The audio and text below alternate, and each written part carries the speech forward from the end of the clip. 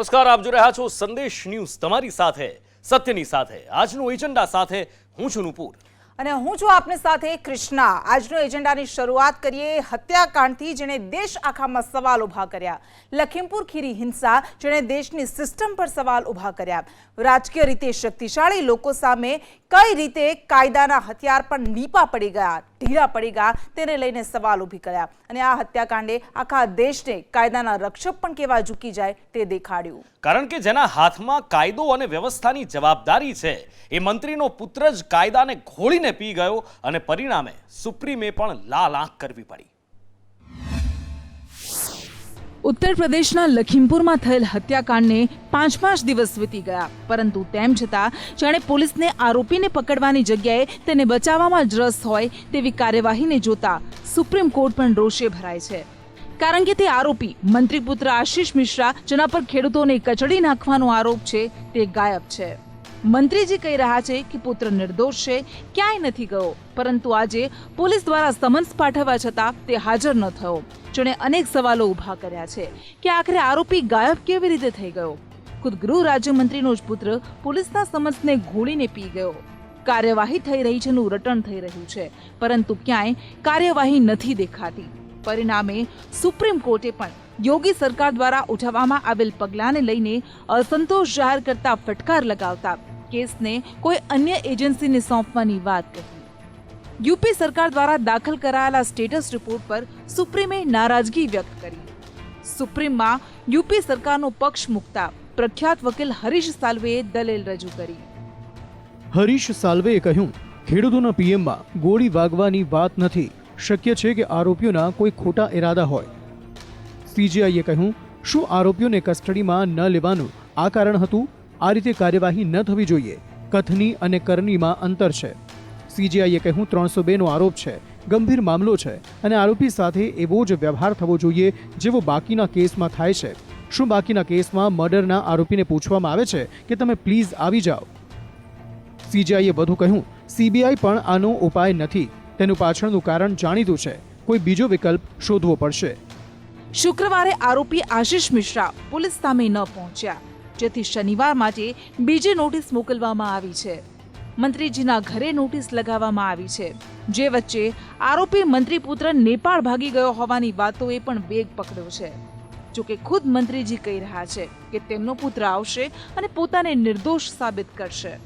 लिख करके भेजा है और लिखित रूप से कहा है, मैं अपना सबूत पेश करना चाहता हूँ, कथन दूंगा, अभिकथन दूंगा, साक्ष्य दूंगा, इलेक्ट्रॉनिक साक्ष्य दूंगा, सब मेरे पास है। मुझे अगला जो समय आप देंगे उसको हम करेंगे। आप लोग इंतजार करिए, हमको उम्मीद है आज ही आ जाएंगे, आज आना चाहिए उनको, बिल्कुल आएंगे। कहा जा रहा है कि वो अभी यहाँ से गए हुए नेपाल और उत्तराखंड। नहीं, ऐसा कुछ नहीं है, ऐसा कुछ नहीं है, कहीं कोई ना छुप रहा ना भाग रहा है। अंकित दास भी उनके साथ हैं क्या? नहीं, ये हमें कोई जानकारी नहीं। आपकी कब उनसे बात हुई थी? हमारी 2 दिन पहले हुई थी।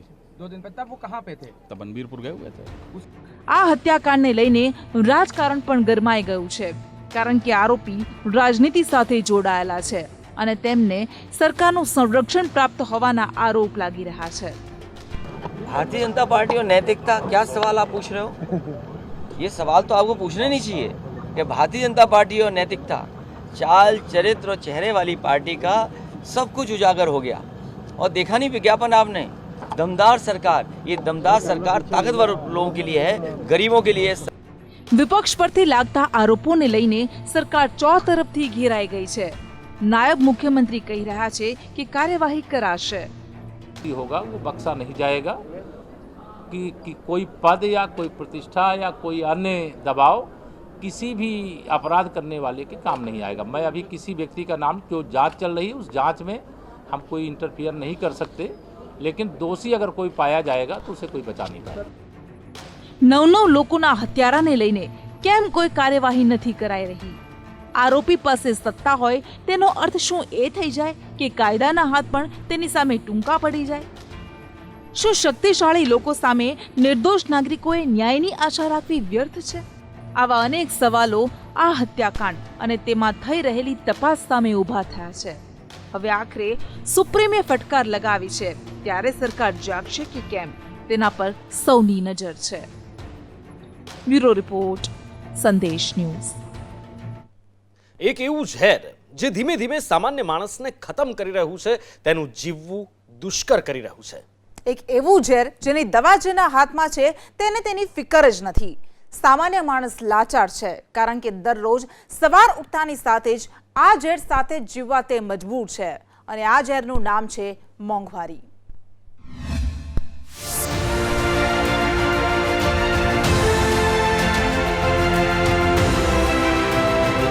पेट्रोल के दाम डे बाय डे बढ़ते ही जा रहे हैं, समझ में नहीं आ रहा. गवर्नमेंट जब कह रही है कि इसको बाकी सब चीज़ें जीएसटी के अंडर आ गई है, तो पेट्रोल भी जीएसटी के अंडर आना चाहिए. ये समझ में नहीं आ रहा कि क्यों नहीं ला रही है गवर्नमेंट. पेट्रोल के दाम 104 रुपये, कहाँ 60 रुपीज़ होता था, इतना इंक्रीज हो गया है. पता नहीं गवर्नमेंट कहाँ जाके रोकेगी इन सबको. इनकम उतनी है, सोर्स बढ़ी आ रही है इनकी. पेट्रोल की सरकार को क्या कर सोचना चाहिए कि पेट्रोल का दाम बिल्कुल सर जीएसटी में क्यों नहीं लेके आते? जीएसटी में लेके आना चाहिए इनको. जीएसटी गवर्नमेंट मना कर चुकी है, जीएसटी में नहीं आएगा. तो बस सर फिर तो आम आदमी को मरना है इसके अंदर. गवर्नमेंट इनकी है, सब कुछ इनका है. जैसे बीजेपी चाहे वैसा चलता रहेगा. बहुत देने पेट्रोल ही नहीं, आप सभी मीडिया वाला लोग देखिए, धरती पर कोई भी आदमी देखिए कि सब चीज़ का बहुत दयनीय स्थिति है. पेट्रोल नहीं, अनाज पानी एनी बड़ी सब कुछ पर होती है. अब ऐसे कैसे दुनिया चलेगा भाई? क्राइम आखिर बढ़ने के कारण यही सब है. ध्यान देना चाहिए कि कैसे आम जनता जिएगा. अब तो जीने लायक भी नहीं रह गया है, फिर भी चल रहा है. लोग जिस तरह तक खींच रहे हैं, बोलिएगा, आवाज़ उठाइएगा, उसका भी विरोध लोग करते हैं. आम आदमी भी इतना गिरा हुआ है कि अब इससे ज़्यादा क्या गिर सकता है? इससे ज़्यादा गिर नहीं सकता. आप देखिए, हम लोग 100 रुपये पेट्रोल में आराम से घूम लेते थे, और आज के डेट में घूमना एकदम नामुमकिन सा हो गया है. મોંઘવારી સતત વધતા ભાવને લઈને લોકોમાં રોષ નથી તેવું જો માનતા હો તો આ સાંભળી લો. લોકોમાં કેટલી પીડા છે, કેટલો રોષ છે, કેટલી નિરાશા છે. જીવન જીવવા માટે જરૂરી એવી તમામ પાયાની વસ્તુઓના ભાવ આસમાને આંબી ગયા છે. પેટ્રોલ, ડીઝલ, રાંધણ ગેસ, શાકભાજીથી લઈને ખાદ્ય તેલ.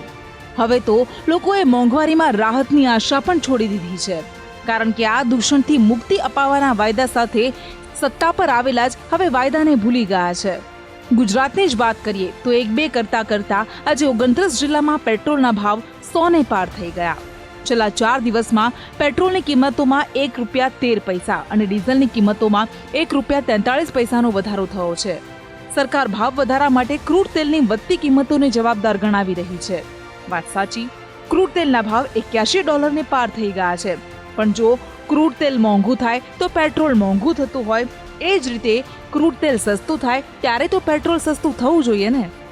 જુલાઈ-ઓગસ્ટમાં જ્યારે ક્રૂડ તેલ $4 સસ્તું થયું, ત્યારે સરકારે 50 દિવસમાં પેટ્રોલ માત્ર 65 પૈસા સસ્તું કર્યું. હવે જ્યારે ઓક્ટોબરના 5 દિવસમાં ક્રૂડ તેલની કિંમતો $4 મોંઘી થઈ, ત્યારે જ 4 જ દિવસની અંદર પેટ્રોલની કિંમતોમાં ₹1.13નો વધારો ઝીંકી દેવાયો. ક્રૂડ તેલનો વધારો જનતા પર નાખી દેવાય છે, તો ક્રૂડ તેલની રાહત કેમ જનતાને નથી અપાતી? ઉપરથી મંત્રીઓ તો એવું પણ કહી દે કે ગુજરાતમાં પેટ્રોલના ભાવ ઓછા છે. કેટલું કરી શકીએ આમાં તો બજેટ, આમાં તો કોઈ તૈયારી કરી જ ન શકીએ જેટલો ભાવ વધી ગયો છે. એમાં ઘટવાનું નામ જ નથી લેતું. ક્રૂડ ઓઇલ ઘટે કે વધે, ક્રૂડ ઓઇલ ઘટે તો પેટ્રોલ ઘટતું નથી, વધતા જ જાય છે ભાવ. કોરોના કાળ બાદ લોકો પાસે કમાણીના સાધન ખૂટી પડ્યા છે. મધ્યમ વર્ગ માંડ ઘરનું ગુજરાન ચલાવતો થયો છે, પરંતુ આર્થિક હેવાનો આ સ્થિતિમાં પણ લૂંટ ચલાવવાનું બંધ નથી કરતા, અને આવા દૈત્યો પર કોઈનું નિયંત્રણ પણ નથી.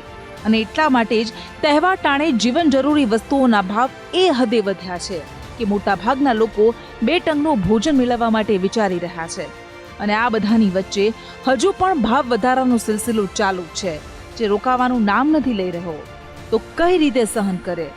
ન શાકભાજી સસ્તા, ન કઠોળ સસ્તા, ન ટ્રાન્સપોર્ટેશન સસ્તું, તેલ પણ મોંઘું.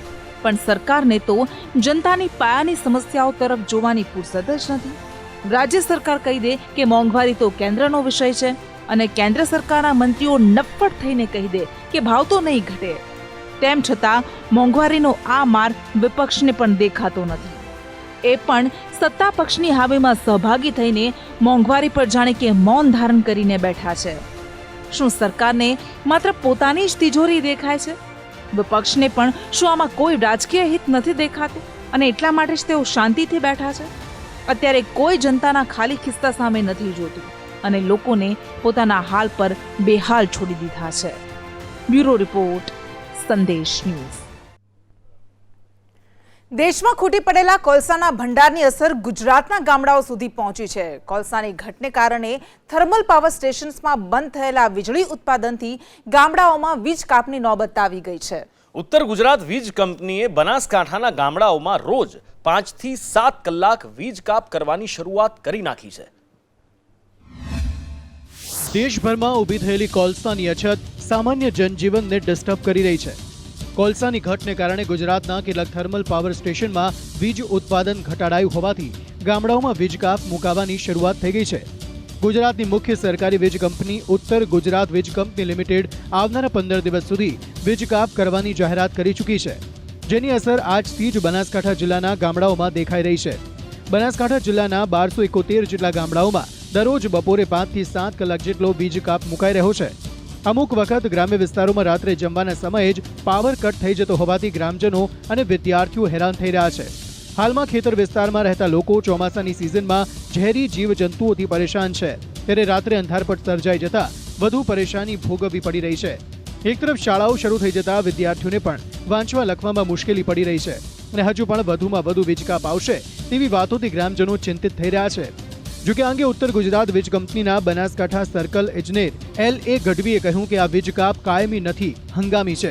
અત્યારે પાવર સ્ટેશનોમાં પાવર બેલેન્સ કરવા વીજ કાપ કરવામાં આવે છે, જે ટૂંક સમયમાં પૂર્વવત થઈ જશે. ખેડૂતોનું માનીએ તો હાલમાં UGVCL દ્વારા જે દિવસે લાઇટ કાપ આપવામાં આવ્યો છે તેનાથી ખેડૂતોને ભારે હાલાકી ભોગવવી પડે છે. ડીસા તાલુકાની અંદર 15 દિવસ પહેલાં બહુ વરસાદ પડ્યો હતો.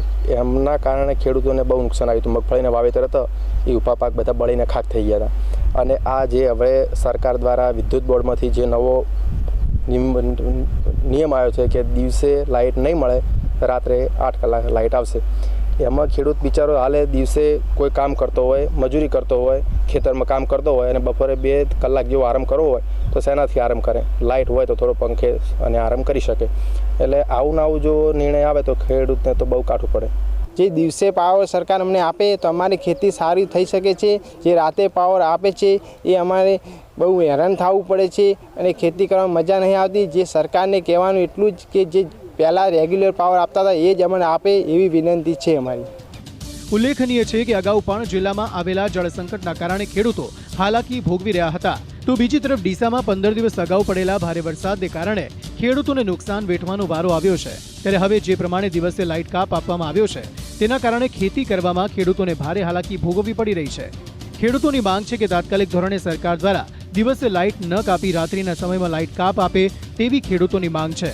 સરકાર એક તરફ ગુજરાતનો ખેડૂત આગળ વધે તે માટે મોટી વાતો કરે છે, પરંતુ બનાસકાંઠા જિલ્લાના ખેડૂતોની છેલ્લા 2 વર્ષથી જમીનની પરિસ્થિતિ કંઈક અલગ જ જોવા મળી રહી છે. એક તરફ કુદરતી પ્રકોપમાં ખેડૂત બેહાલ થયો છે તો બીજી તરફ તાજેતરમાં લાઇટ કાપ આપવાથી ખેડૂત ભારે હાલાકી ભોગવી રહ્યો છે. ત્યારે હાલ સરકાર બનાસકાંઠા જિલ્લાના ખેડૂતોની વેદના સાંભળી યોગ્ય ન્યાય આપે તેવી ખેડૂતોએ માંગ કરી છે. આ બધા જ વચ્ચે વિશ્વભરમાં ચર્ચિત બનેલી રાજ્યની જ્યોતિગ્રામ યોજનાનો સરકારે છેદ ઉડાડ્યો છે. એક તરફ સરકાર એવું કહેતી ફરે છે કે રાજ્યમાં સરપ્લસ પાવર છે, આપણે અન્ય રાજ્યોને પાવર આપી શકીએ તેટલા મજબૂત છીએ. તો પછી આ સ્થિતિ આવી કેવી રીતે? સરકારની બે મોઢાની વાત સામાન્ય જનતા અને ખેડૂતોને નુકસાન પહોંચાડી રહી છે. ધવલ જોશી, સંદેશ ન્યૂઝ, બનાસકાંઠા. કોરોના મહામારીએ સામાજિક, આર્થિક એમ તમામ મોરચે દેશને પાછળ ધકેલી દીધો છે, પરંતુ દેશના ભવિષ્ય સમાન બાળકોના શિક્ષણ પર જે અસર કરી એ ખૂબ ચિંતાજનક છે. એક એવો દેશ જ્યાં બાળકોને ભણવા માટે સારી શાળાઓ પણ ન હોય, ત્યાં ઓનલાઈન શિક્ષણે લાખો કરોડો બાળકોને ભણતર વિનાના કરી દીધા. કોરોના મહામારીએ દરેક ક્ષેત્રની કમર તોડી નાખી. કોરોનાને કાબૂમાં લેવા માટે લગાવવામાં આવેલા લોકડાઉનને કારણે લોકો ધંધા, રોજગાર વિનાના થઈ ગયા. રોજનું કમાઈને રોજ ખાતા લોકો માટે તો જીવન ટકાવી રાખવું જ એક બહુ મોટો પડકાર બની ગયો. પરંતુ મધ્યમ વર્ગ માટે પણ મહામારી એવી મુશ્કેલીઓ લાવી કે તેની સામે લડવું કેમ તેની ચિંતા ઊભી થઈ. કોરોનાને કારણે બાળકોના ભવિષ્યને અસર ન થાય તે માટે ઓનલાઈન શિક્ષણનો વિકલ્પ આપવામાં આવ્યો. પરંતુ શું તે તમામ બાળકો માટે શક્ય હતો? ના, કારણ કે તેની પણ કેટલીક મર્યાદાઓ હતી. એક મોટી આબાદી પાસે ડિજિટલ એક્સેસ ન હોવાને કારણે બાળકોનું શિક્ષણ મેળવવાનો અધિકાર છીનવાઈ રહ્યો છે. તેને લઈને દિલ્હીના કેટલાક વાલીઓ દ્વારા કરવામાં આવેલી અરજી પર સુપ્રીમ કોર્ટે ચિંતા વ્યક્ત કરી. જસ્ટિસ ચંદ્રચૂડે કહ્યું કે મેં ખુદ જોયું છે કે અનેક પરિવાર એવા છે જ્યાં એક મોબાઈલ પર તમામ બાળકો અભ્યાસ કરી રહ્યા છે. સુપ્રીમે કેન્દ્ર અને દિલ્હી સરકારને બાળકોના વાલીઓની આર્થિક મદદ પર વિચારવા કહ્યું. સુપ્રીમે કહ્યું કે બંધારણનો આર્ટિકલ 21A વાસ્તવિકતા બને તે માટે તમામ ગરીબ બાળકો શિક્ષણ મેળવી શકે તે રીતે તેમની જરૂરિયાતો પૂર્ણ થવી જોઈએ. સુપ્રીમ કોર્ટની ચિંતા ખરેખર ગંભીર છે તે શિક્ષણ મંત્રાલયના આંકડા પણ કહી આપે છે. ભારત સરકારના શિક્ષણ મંત્રાલય દ્વારા જાહેર કરવામાં આવેલા રિપોર્ટ અનુસાર દેશના 7 રાજ્યો એવા છે જ્યાં 40% બાળકો પાસે ડિજિટલ માધ્યમ ઉપલબ્ધ નહીં હોવાને કારણે તેમના ભણતરની મોટી અસર થઈ. આ 7 રાજ્યો એટલે અસમ, આંધ્રપ્રદેશ, બિહાર, ગુજરાત, ઝારખંડ, મધ્યપ્રદેશ અને ઉત્તરાખંડ. આ રાજ્યોમાં મધ્યપ્રદેશ ટોચ પર છે જ્યારે બિહાર બીજા ક્રમે. મધ્યપ્રદેશના 70%, બિહારમાં 58%, આંધ્રના 57%, અસમના 44.24%, ઝારખંડના 43.42%, ઉત્તરાખંડના 41.17% અને ગુજરાતના 40% બાળકો પાસે ડિજિટલ માધ્યમની ઉપલબ્ધતા નથી. જોકે કેરળ, તમિલનાડુ સહિતના રાજ્યોમાં સ્થિતિ ખૂબ સારી છે. માનવ વિકાસ આંકમાં સર્વોચ્ચ એવા કેરળમાં માત્ર 1.63%, તમિલનાડુમાં 14.51% અને દિલ્હીના માત્ર 4% બાળકો આ સુવિધાથી વંચિત છે. જોકે ઉત્તર પ્રદેશ, પશ્ચિમ બંગાળ જેવા કેટલાક રાજ્યોએ તો આંકડા આપવાની પણ તસ્દી નથી લીધી, જેથી ડિજિટલ અસમાનતાની તસવીર સંપૂર્ણ સામે ન આવી શકી.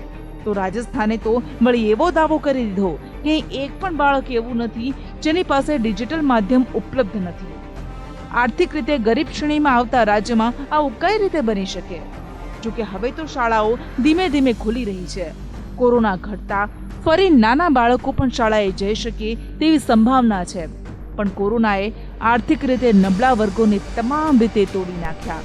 પછી તે આર્થિક હોય, આરોગ્યની સુવિધાની દ્રષ્ટિએ હોય કે શૈક્ષણિક, સૌથી વધુ માર તો તેમણે જ સહન કરવો પડ્યો. બ્યુરો રિપોર્ટ, સંદેશ ન્યૂઝ. આખું વિશ્વ જેની જમીનની ભૂખ અને વિસ્તારવાદી નીતિઓથી ચિંતિત છે એ ચીનની નજર તેના પાડોશી દેશોની જમીન પર હંમેશા મંડાયેલી રહે છે અને મોકો મળે એટલે તરત જ ચીન ઘૂસણખોરી કરવાનું ચૂકતું નથી. ભારતમાં ચીનની વારંવાર ઘૂસણખોરી અને સામે મળતા જડબાતોડ જવાબ છતાં ચીન તેની હરકતો છોડતું નથી. શાંતિ બહાલ કરવાના ડોળ કરતું ડ્રેગન વારંવાર તણાવ સર્જે છે પોતાની હરકતોથી.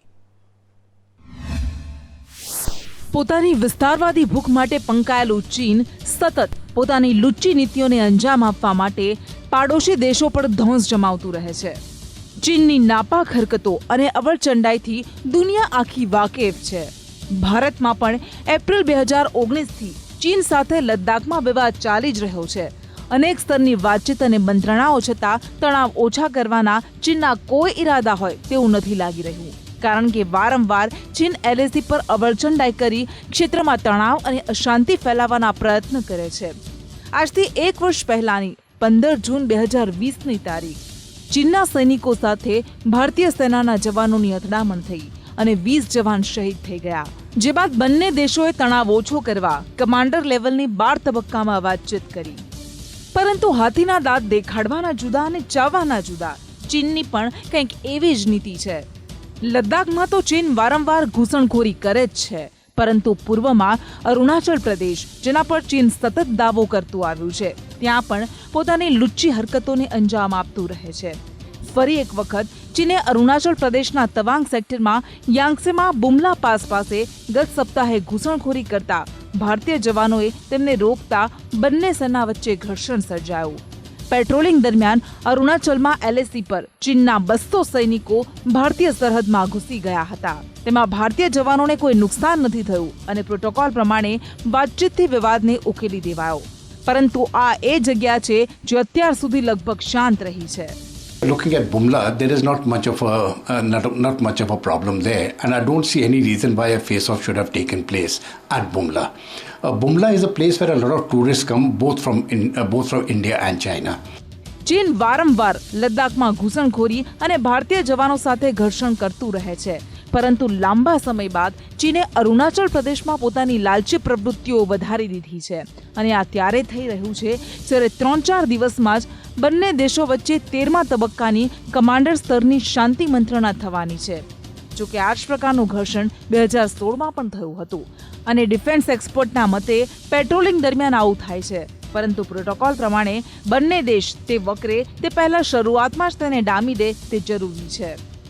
The line of control, line of actual control with China, and from Bumla starts the access towards Tawang. It's the main access that we have from Bumla to Tawang, and Tawang onwards further it goes across the Sela Pass and then goes to Bomdila and down to the plains to Tejpur. So Bumla is an extremely important place for us, and Yangtze is to the east of Bumla. As it stands right now, it appears there is an attempt to, having met huge resistance there in eastern Ladakh, to spread this disputed points, or rather to spread the troubled disputed points, have them sprout up once again all across the border. So we see certain things happening over here, and we possibly see certain. ગત 30 ઓગસ્ટે જ ચીનના 100 સૈનિકોએ ઉત્તરાખંડના બારાહોતી સેક્ટરમાં ઘૂસણખોરી કરી અને એક પુલને તોડી નાખ્યો હતો. આ એ જ વિસ્તાર છે જ્યાં ચીને 1962ના જંગ પહેલા પણ ઘૂસણખોરી કરી હતી. લગભગ 9 મહિના પહેલા પ્લેનેટ લેબ્સે જાહેર કરેલી તસવીરોમાં સ્પષ્ટ દેખાતું હતું કે ચીને અરુણાચલમાં ભારતની સરહદમાં 4.5 કિલોમીટર અંદર સુબનસિરી જિલ્લામાં સારીચુ નદી પાસે 100 ઘર બનાવી એક ગામ વસાવી લીધું. તો 2 સપ્તાહ પહેલા જ રિપોર્ટ પ્રમાણે ચીને પૂર્વી લદ્દાખમાં LAC પાસે 8 જગ્યાએ અસ્થાયી ટેન્ટની વ્યવસ્થા કરી. ગત સપ્તાહે પૂર્વી લદ્દાખમાં ફોરવર્ડ એરિયાની મુલાકાતે પહોંચેલા આર્મી ચીફ નરવણેએ પણ સ્વીકાર્યું હતું કે ચીને પૂર્વી લદ્દાખ અને ઉત્તરી ફ્રન્ટથી પૂર્વી કમાન્ડ સુધી મોટા પ્રમાણમાં તૈનાતી કરી છે, જે ચિંતાનો વિષય છે. પણ આપણે કોઈ પણ સ્થિતિને પહોંચી વળવા તૈયાર છીએ. આમ ભારત પોતાની સુરક્ષા અને સાર્વભૌમત્વને લઈને કોઈ બાંધછોડ કરવા તૈયાર નથી અને એટલે જ દર વખતે ભારતના સૈનિકો ચીનને જડબાતોડ જવાબ આપે છે, પછી તે ગલવાન હોય કે અરુણાચલ પ્રદેશ. પરંતુ આ ક્ષેત્રમાં શાંતિ અને સ્થિરતા રહે તે જ બંને દેશના હિતમાં છે, કારણ કે સંઘર્ષ ક્યારેય કોઈનું ભલું નથી કરતો. બ્યુરો રિપોર્ટ, સંદેશ ન્યૂઝ. ભારતીય વાયુસેનાના 89મા સ્થાપના દિવસે આજે વાયુસેનાએ પોતાની તાકાત બતાવી. વાયુસેનાના રાફેલ, તેજસ, સુખોઈ, ચિનુક સહિતના વિમાનોએ ઉડાન ભરી સૌ કોઈને મંત્રમુગ્ધ કરી નાખ્યા. ઉત્તર પ્રદેશના ગાઝિયાબાદ નજીક આવેલા હિન્ડન એરબેઝ પર એરફોર્સે સ્થાપના દિવસની ઉજવણી તો કરી જ, પરંતુ સાથે સાથે દુશ્મનોને પણ કડક સંદેશ આપ્યો.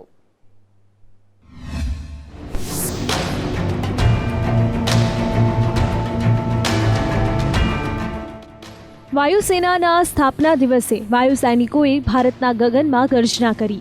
હિન્ડન એરબેઝ પર વાયુસેનાના હેલિકોપ્ટર અને પ્લેને દુશ્મનોને પોતાની તાકાત બતાવી છે.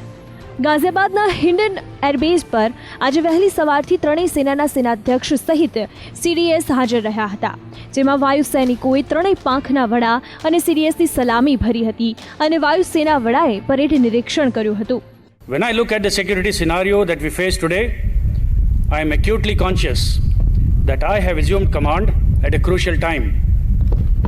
We must demonstrate to the nation that external forces will not be allowed to violate our territory. I pledge to do all I can to provide you with clear directions, good leadership, and the best of resources that I can muster. વાયુસેનાના સૈનિકોએ વિવિધ કરતબો કરી ઉપસ્થિત સૌ કોઈને મંત્રમુગ્ધ પણ કર્યા અને ટીવી સ્ક્રીન પર જોઈ રહેલા લોકોમાં દેશભક્તિની નવી મિસાલ પેદા કરી. 5 કલાકથી વધુ સમય ચાલેલા કાર્યક્રમમાં વાયુસેનાના જાબાઝ યોદ્ધા સમાન હેલિકોપ્ટર અને પ્લેને કરતબો કર્યા હતા. સૌપ્રથમ માર્ચ 2019માં ભારતીય વાયુસેનામાં સામેલ થઈ ભારતીય સેનાની તાકાત બમણી કરનાર ચિનુક હેલિકોપ્ટરે ગગન ગજાવ્યું હતું. ચિનુકે ઉડાન ભરતા જ તમામે તાલીઓના ગડગડાટથી વધાવી લીધું. ચિનુકે વાયુસેનાની તાકાતની સાથે સાથે દેશવાસીઓ પર આવેલા કોઈપણ સંકટમાં પણ મદદરૂપ થાય છે. ચિનુકની કરતબો બાદ વાયુસેનાનું જૂનું સાથી એટલે કે MiG-25એ પણ ઉડાન ભરી હતી. MiG-25 એ દેશની સંકટ સમયની સાંકળ છે. જ્યારે પૂર આવ્યું ત્યારે MiG-25 બચાવ કામગીરીમાં કામે આવ્યું છે. MiG-25 સાથે વાયુસેનાના ગર્વ સમાન અપાચે હેલિકોપ્ટરે પણ ગર્જનાની ઉડાન ભરી. MiG-25 અને અપાચે જ્યારે ઉડાન ભરી ત્યારે આકાશમાં દિવાળી જેવો માહોલ દેખાયો. MiG-20 એ વાયુસેનાનું સૌથી જૂનું અને સાહસિક વિમાન માનવામાં આવે છે. 1971ના યુદ્ધથી ભારતીય વાયુસેનામાં સેવા આપતું MiG-20 વાયુસેનાની સંકટ સમયની સાંકળ છે. MiG-20 અને સુપર-30 ત્રિશુલ વાયુસેનાના જૂના સાથીઓ છે. સુપર-30 ત્રિશુલે પણ મિગની જેમ ઉડાન ભરી ગગનમાં ગર્જના કરી હતી. આ બધા વચ્ચે ભારતીય વાયુસેનાની આન બાન અને શાન ગણાતા રાફેલે ઉડાન ભરી. રાફેલ એ માત્ર વાયુસેનાનું જ નહીં પરંતુ સમગ્ર દેશનું ગૌરવ છે. રાફેલ વિમાન એ ભારતની તાકાત છે. દુશ્મન દેશો ભારતીય વાયુસેનાના હથિયારોથી ડરતું હોય તો એ એકમાત્ર રાફેલથી છે.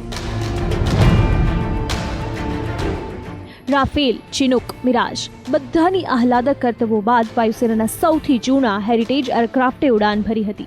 યલો કલરના હેરિટેજ એરક્રાફ્ટ એ ભારતીય વાયુસેનાની ઓળખ સમૂહ છે. વાયુસેનાની આ તમામ કરતબો દુશ્મનો માટે જવાબ સમાન છે. બ્યુરો રિપોર્ટ, સંદેશ ન્યૂઝ.